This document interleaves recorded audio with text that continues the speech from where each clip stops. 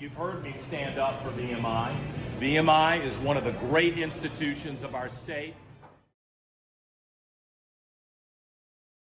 Of course, the one time I'm late is a military event.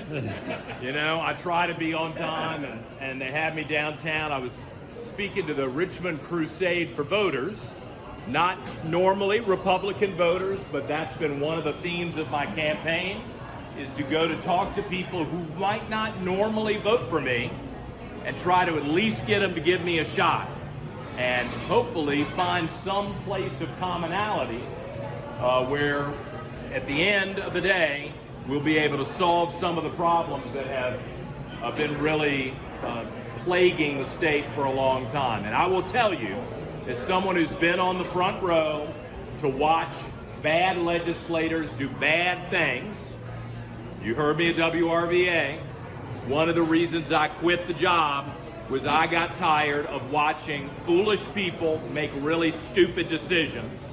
And I figured, I'm a native Virginian, I have an appreciation for the people and institutions of this Commonwealth, like VMI, and I think I will make better decisions for us today and looking long-term into the future than some of the social justice warriors who are at the Capitol who have one thing on their mind, and that is revenge against people they don't like.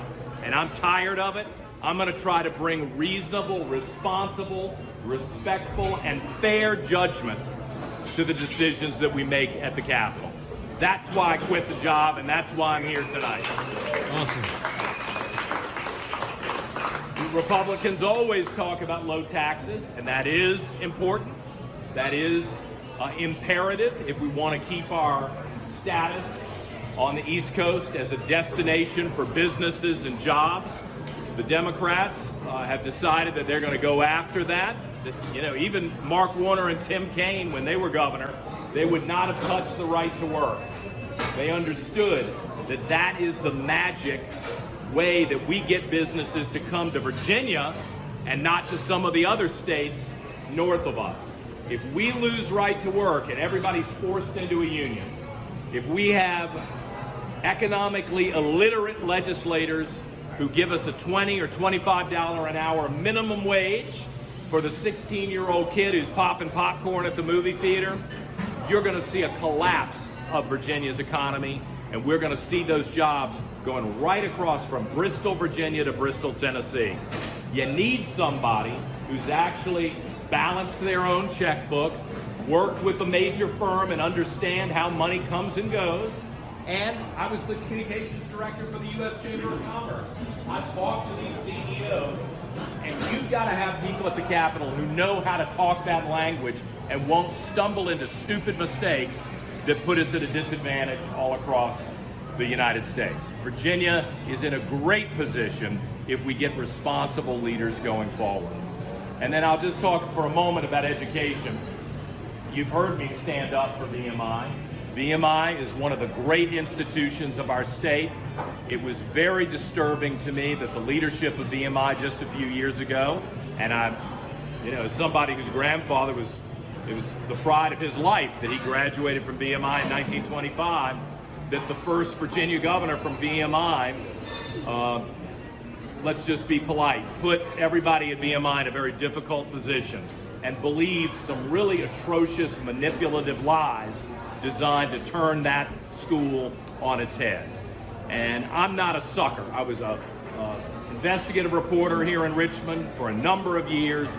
I can tell the difference between somebody lying to my face, trying to manipulate me, trying to take down an important part of Virginia's culture, and somebody who's telling the truth. And it didn't take me long on WRVA to realize exactly what game was being played when it came to Virginia Military Institute. And I want to always be supportive of that school. I went and was pleased to be able to speak to the board the other day. It was not a threatening conversation. It was a let me be a partner with you to make sure that VMI is always the great school that we know it has been. And I promise you, that is not the attitude of my opponent. It is not the attitude of some of the other candidates who are running statewide. I'll just be blunt. They hate you.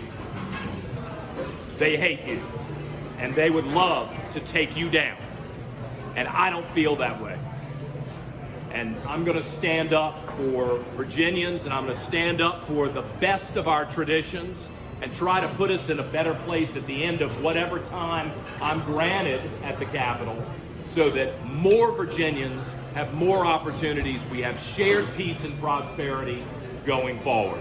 That is why I quit the job at the radio station and why I'm running for office now.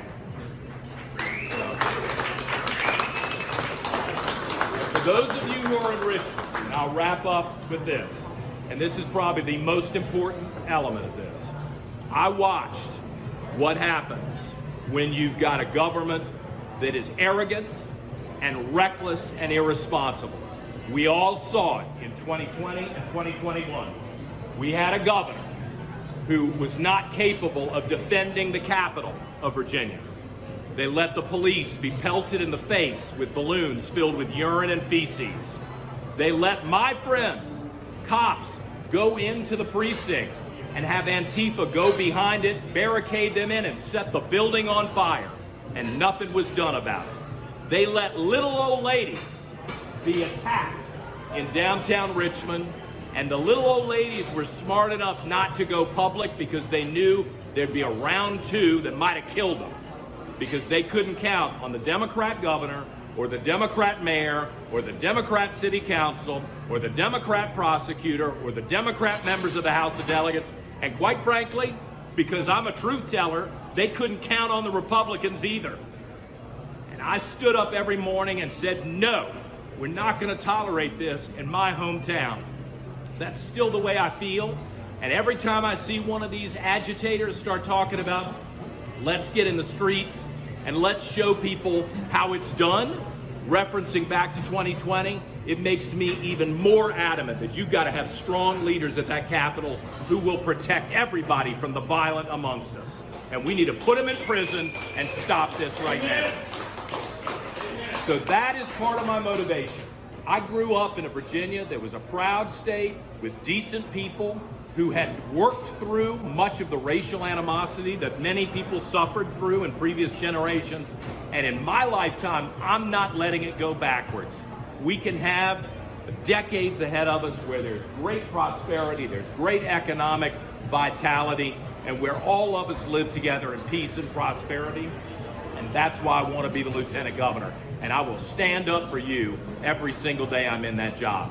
And I thank you so much for having me here tonight. Thank you.